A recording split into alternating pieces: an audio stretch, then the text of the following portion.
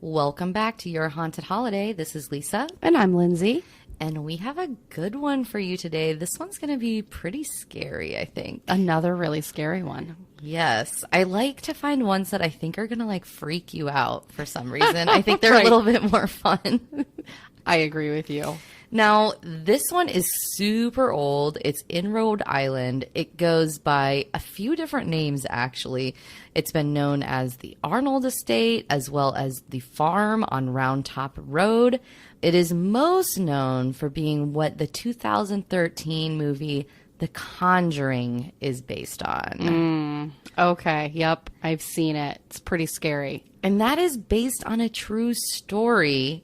And a lot of the stuff in the movie is supposed to be true, according to the family. So we're going to get into all of the true stories around the Conjuring house. This is Your Haunted Holiday at the Conjuring house.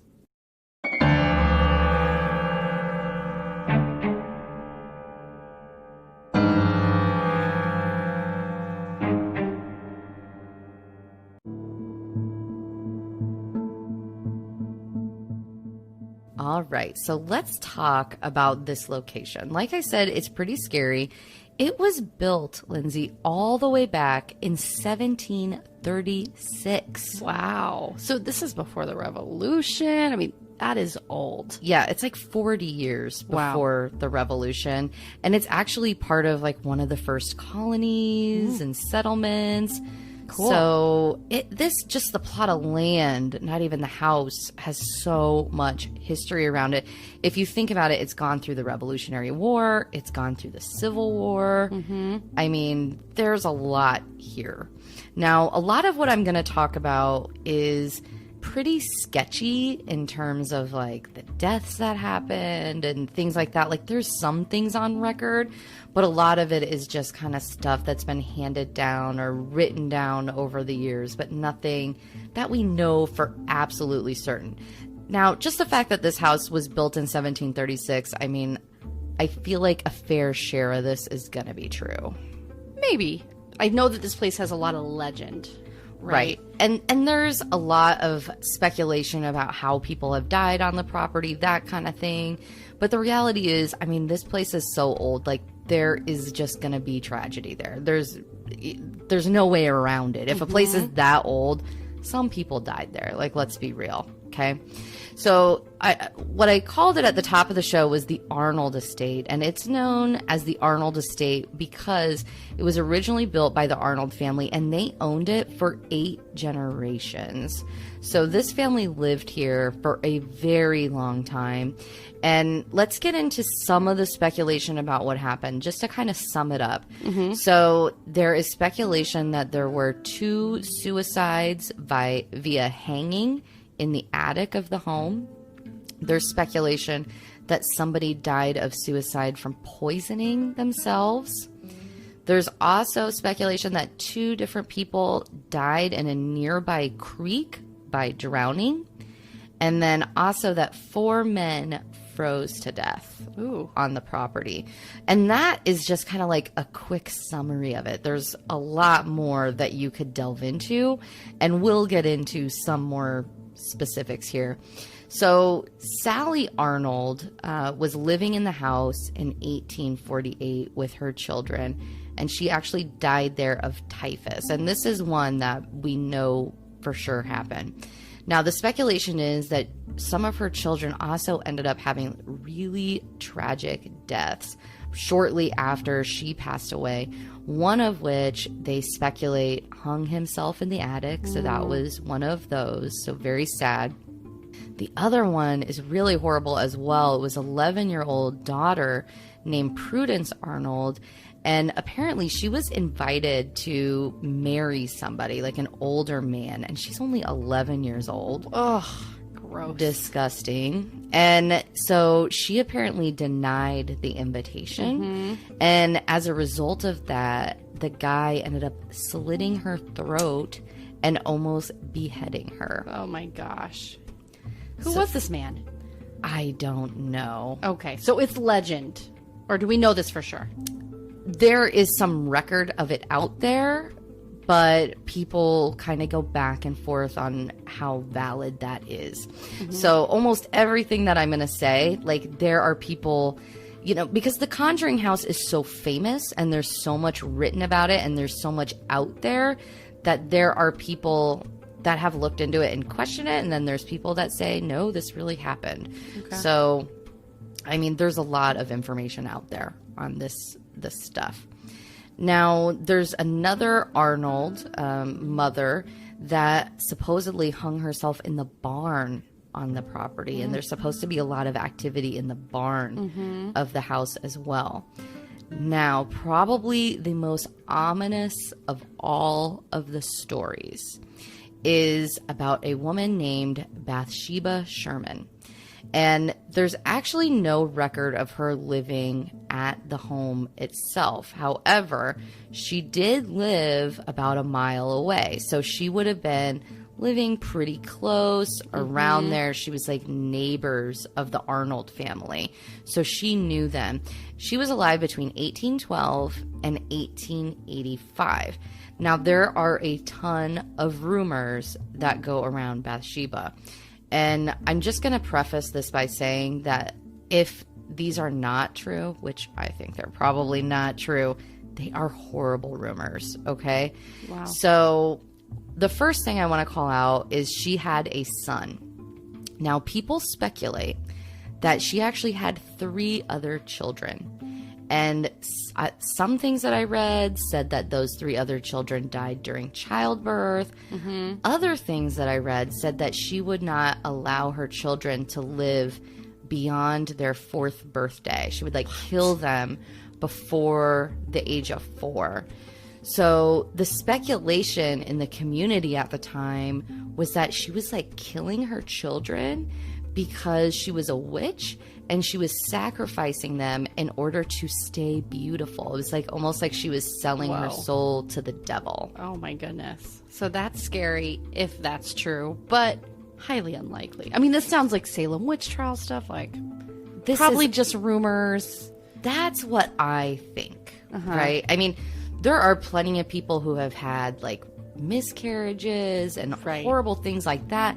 And imagine if you are Bathsheba and you've had these horrible things happen, and now your community and your neighbors are basically saying you're a witch. And so I kind of speculate personally that she was not a witch, but that people were just like hating on her. Right. Well, okay. You're right. And I think we can take it either way, right? It could be Bathsheba, maybe this is all rumor and speculation, but there's also really horrible people in the world, including the man who slit that poor girl's throat, including H.H. Holmes that we just talked about in the last episode, the serial killer. So, I mean, who really knows? That's a good point. I mean, who knows? And actually, I'll talk about it a little bit more later on in the episode. So the other thing that happened is she was caring for a neighbor's child. And this was an infant. This was a baby. This baby ended up dying. And what they say this child died from is it looked like it had some kind of puncture wound on the back of the head. And they speculate that she had used a sewing needle and shoved it into the back of this baby's head. And that's what killed the child. Oh my gosh. Now, she was supposedly, this is another one of those things that people go back and forth on. Right. But there does seem to be some record that she was actually put on trial for this, the murder of this baby. And she was acquitted. So she was never convicted of murdering this child. However, the rest of the town was like, you're a baby killer. Like, they still, like, she was kind of on the outs with everybody. They all thought that she had murdered this baby. So she did not have a very good reputation, to say the least. Now, she was a real person. She died in 1885. And supposedly, according to the coroner, her body turned into stone. And they speculate that the reason her body turned to stone was because of all of those child sacrifices that she had done and selling her soul to the devil. And that was the price that her body had to pay once it died. Whoa. Okay. So That's bizarre. Now, that's the main history of the house. I mean, there's a lot. It's very, very old, like I said. In 1971, it was purchased by the Perrin family. And when they moved in, so it was Carolyn, the mother, Roger, the father, and then there was 5 girls that moved onto this property. And one thing that the realtor kind of warned them about when they purchased it is they said, keep the lights on at night. Ugh, that's a deal breaker. What are they talking about? Keep the lights on at night. Yeah, I would be like, never mind. I'm not going to go ahead and close on this property. Well, also, I'd say I need you to get a little bit more specific. Give me some more information about this. Yeah, no doubt.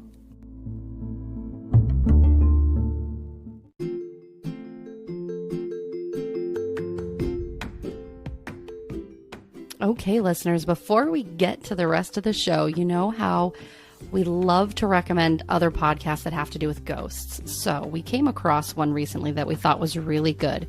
This is a paranormal and true crime podcast straight from the Show Me State, Missouri. And they talk all things spooky, including ghost stories and murder. So we've got their trailer ready to go for you guys. If you're looking for more scary ghost podcasts, go check out Show Me Scares.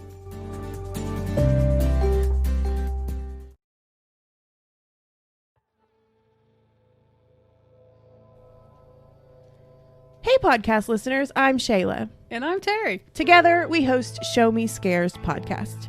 As Missouri natives, we enjoy covering historic true crime from the area and beyond. Most of these stories you have probably not heard before. And as far as the ghost stories go, I'm from Missouri, so you're going to have to show me. tune in anywhere you listen to podcasts. You will know why. Show Me Scares.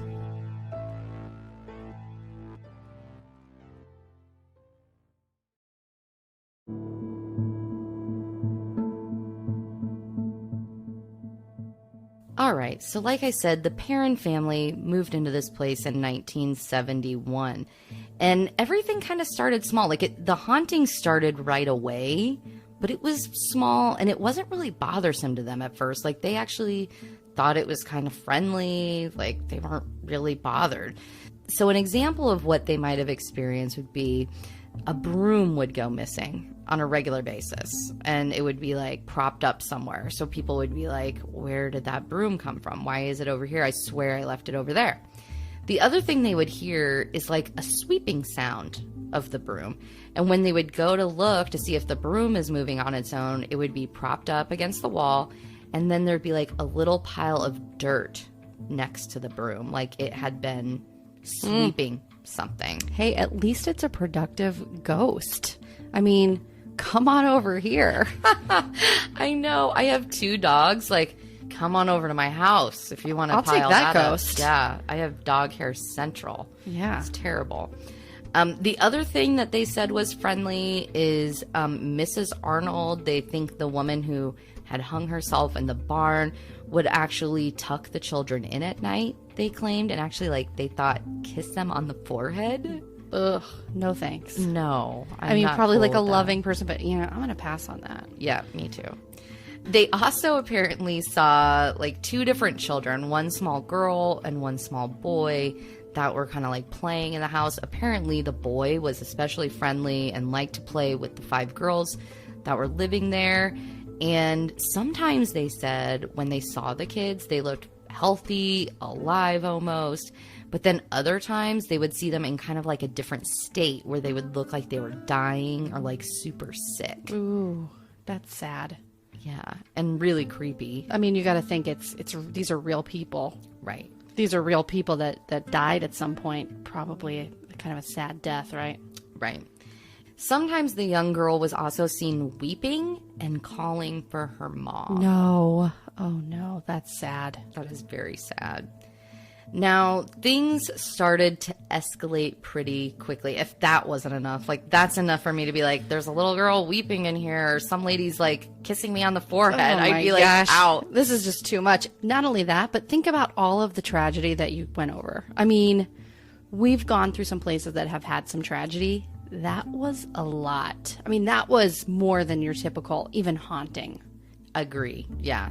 I mean, just the age of the place. There's got to be ghosts just all over this place. Not even to mention the fact that it's Rhode Island, pre-revolution. It's seen so much war, right? Alone, who knows? Probably on the property, I would assume. So, well, that's lots of potential. That's interesting that you say war. So at one point, things were kind of escalating a little bit, and one of the little girls was laying in bed, and she said there was like spirits kind of surrounding her bed and whispering to her, "There are 7 dead soldiers buried in the walls."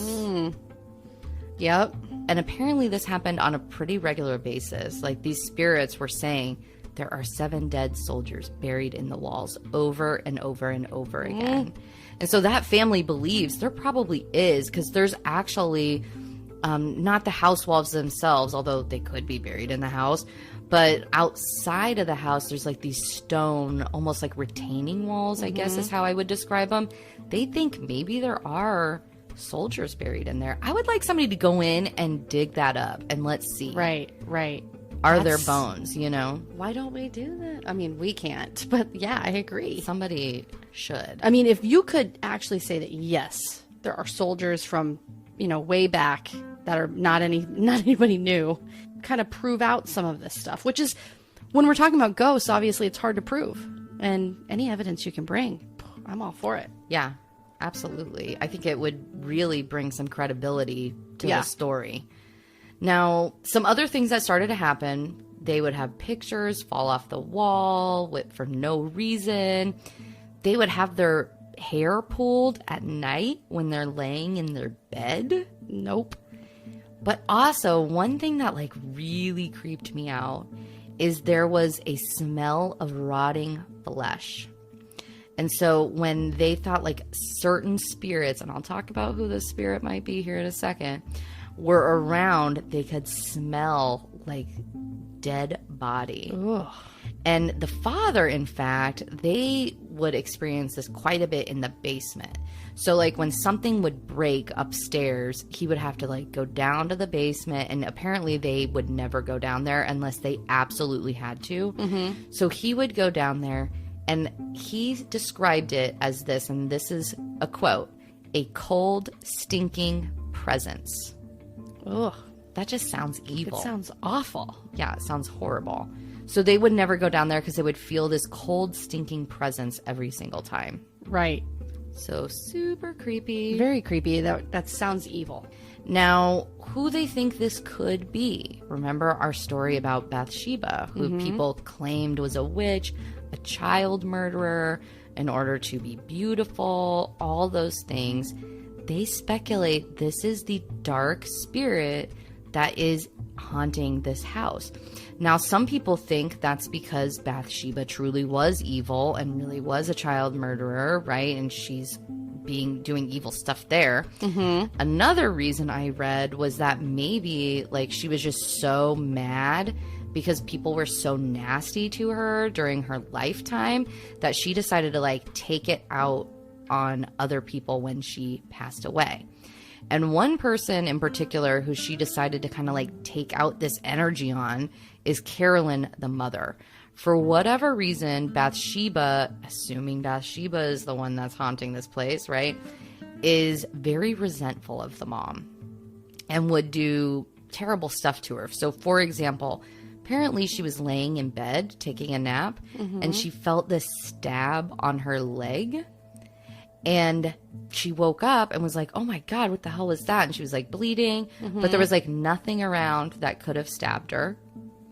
So like it was physically hurting the mother. Now, some people think that could be because she had an infatuation with Roger, the dad. Now, they think this because Roger never experienced anything bad from a ghost. He, in fact, felt kind of like a friendly presence around him a lot of the times when other people would. Except for the cold, stinking thing, right? Yeah. Which sounds pretty bad to me, but that's what they say.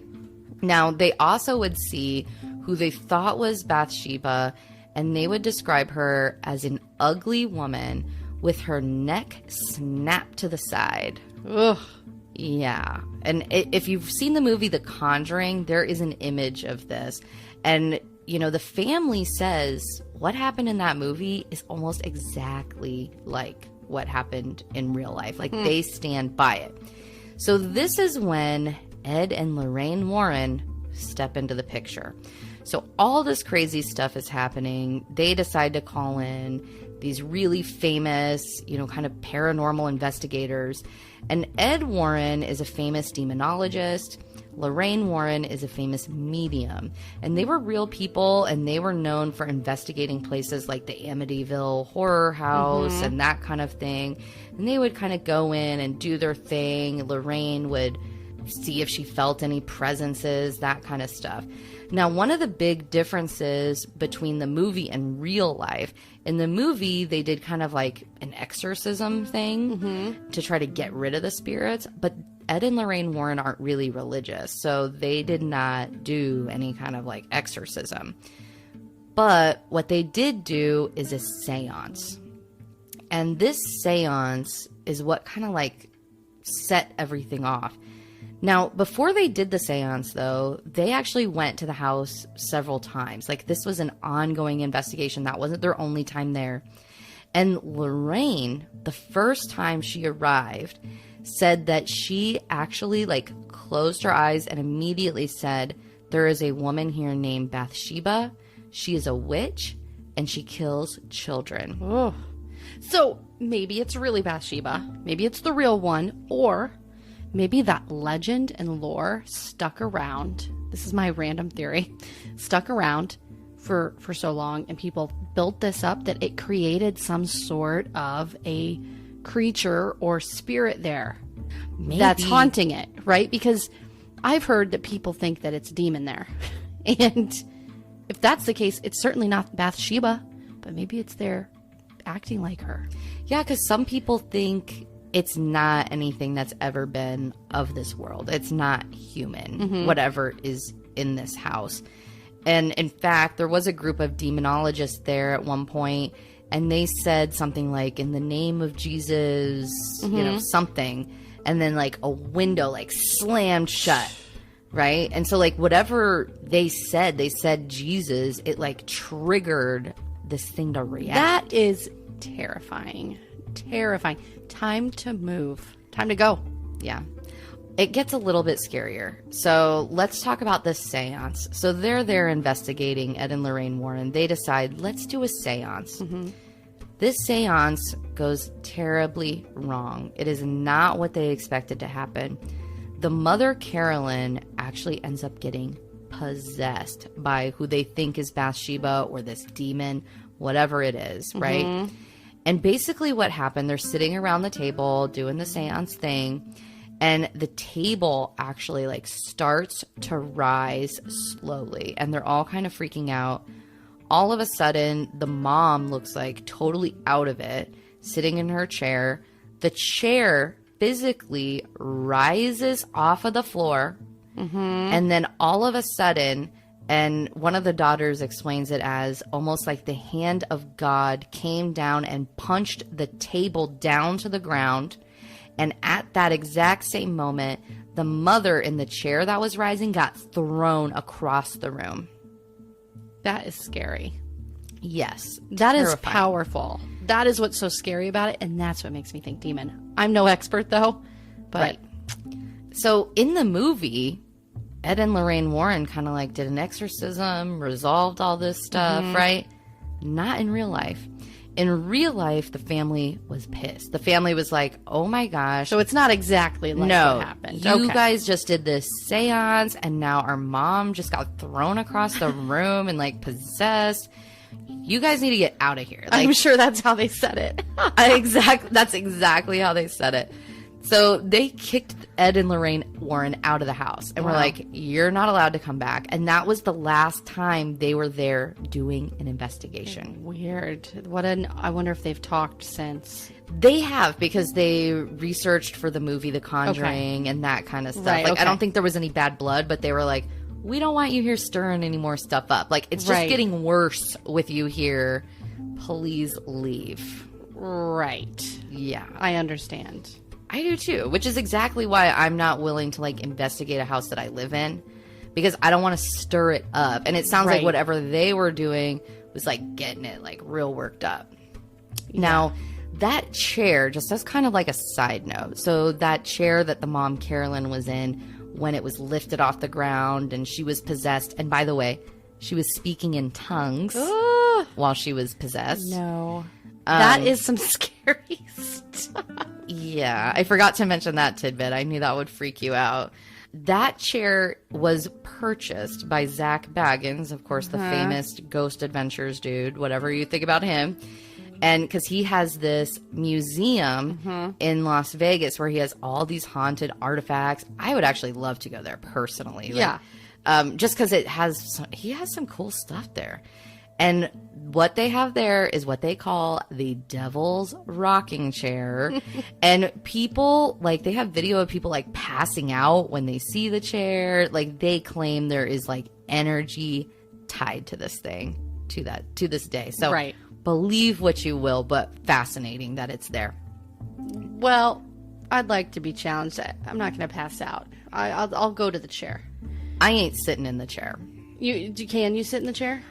I doubt it. I mean, I've seen people sit in the chair in like certain episodes that they've done, kind of thing, but I don't think like anybody can just go sit in that chair. Interesting. Yeah. I'd be tempted.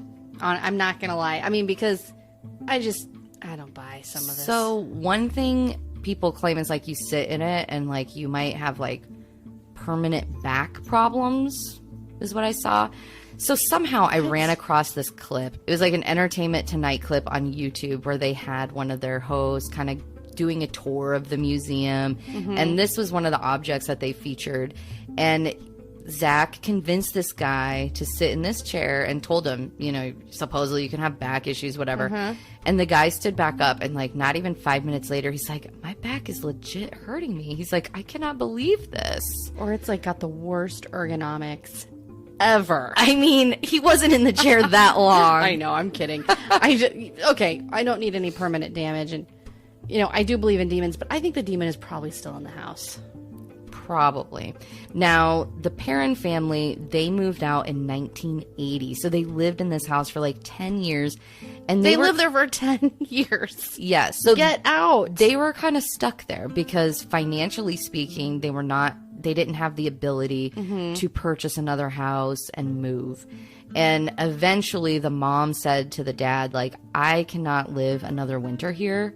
We have got to get out of this house. And so they finally moved years later. I'd live in a tent down the street if I had to get away from this craziness. She was picked up in a chair, thrown across the room, possessed, stabbed in the leg. I'll go live in a tent. Oh my gosh. If it came down to it. I mean, it sounds terrible, but come on. This is does just not sound- livable. It's just not livable. Yeah. So some people did move in after them. And the people that lived there the longest, so directly after the Perrin family, they actually claim to never experience anything. So like the family went on, some of the kids wrote some books and stuff like that. The movie, The Conjuring, came out in 2013, and it actually sparked all these people like driving up to the house and trying to see it. And the owner at the time responded with, nothing is happening here, guys. Like, I have not. They were living there. They were just living there like normal. Right. They're like, I have not experienced anything. Like, please leave us alone. Now, that could also be they're just trying to get people to get off their property.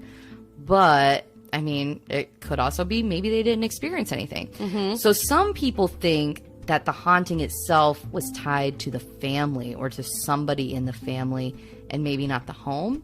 However, the house is owned by new owners today. I think they purchased it in like 2019. They've opened it up for tours, which we're going to talk about. Perfect. But they are claiming to experience some stuff, and they actually have some evidence and things. So we'll get into that here in a second.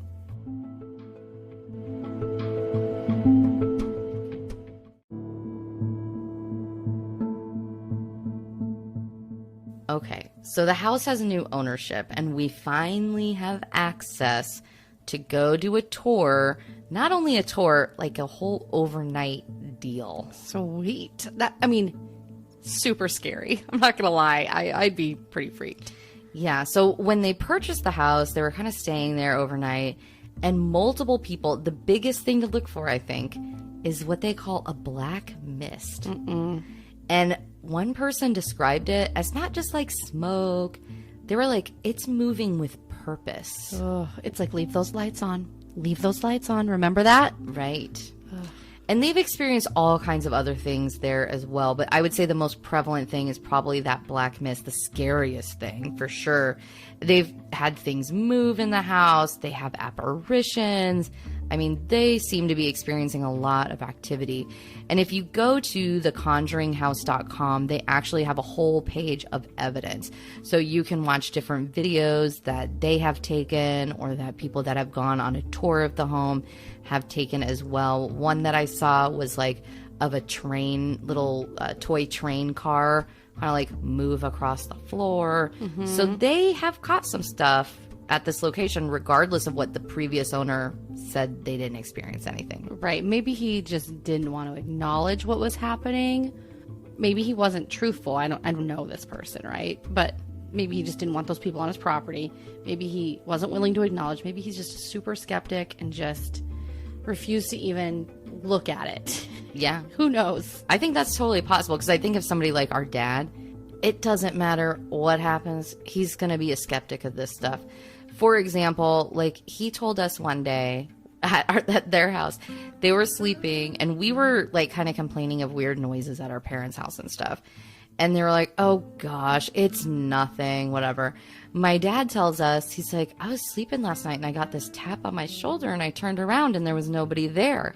And we were like, oh my gosh, it's a ghost. We've been telling you there's something. Right. And our dad was like, no. Yeah. Our dad must have been like, the previous owner must have been exactly like him.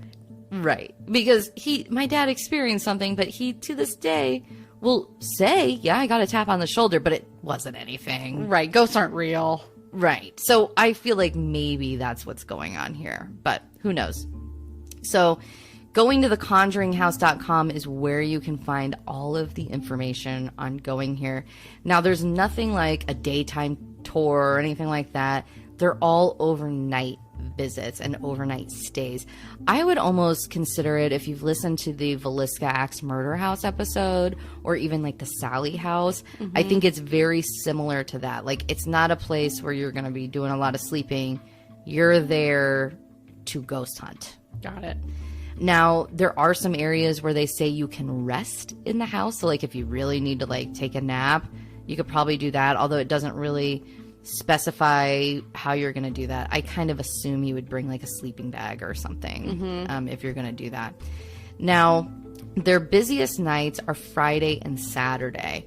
So what they do on those nights is there is a minimum of 6 people, and that costs $750.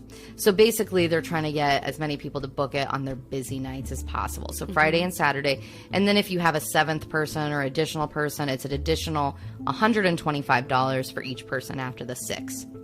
Sunday through Thursday, however, is their less busy night.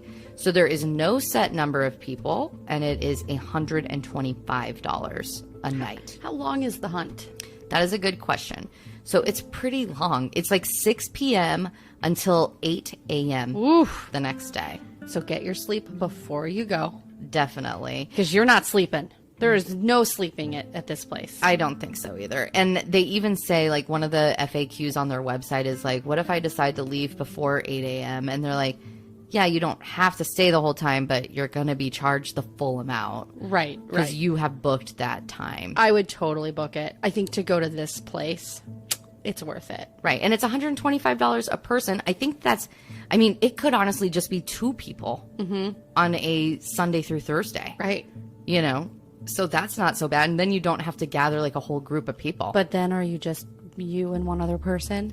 I mean, in this terrifying house? I would prefer as many people as possible. 100 Shark Week, strategy here. Exactly. The more people, the more likely you are going to be fine. It's going to bother somebody else. This is one of those houses where the Shark Week strategy, I think, is required. There's a few of them. This, Villisca Axe Murder House, Sally House is the other place. Sally I think House is definitely. the more people, the less likely it's going to be you that gets possessed. Like somebody else in the Right. pack can get possessed. Right. Now, one thing they do specify on their website that I thought was interesting is things that are not allowed in the house. So basically, like, they don't want you to hold any seances, no exorcisms, no like trying to bring across people from the other side. So like, it is strictly you're ghost hunting the existing ghosts. You cannot be doing any kind of like spells or, you know, Right. stuff. Don't be setting any ghosts free. No. Don't be. I mean, just these ghosts are here. They don't want to mess with their ghosts. Yeah, exactly. All right, guys. So you heard all about the Conjuring house up in Rhode Island. So what a cool episode. I really feel like I need to go. If you want more information about our show, please go to yourhauntedholiday.com. You can also find us at Facebook, Instagram, Twitter. We even have a YouTube channel if you want to go there too. Please reach out to us as well. We've got to contact us on our website, and we love getting your different ideas for podcasts, also your stories, your different ghost stories. We might read it on the air. We love that stuff. Stay safe and healthy, everybody. Thanks for listening.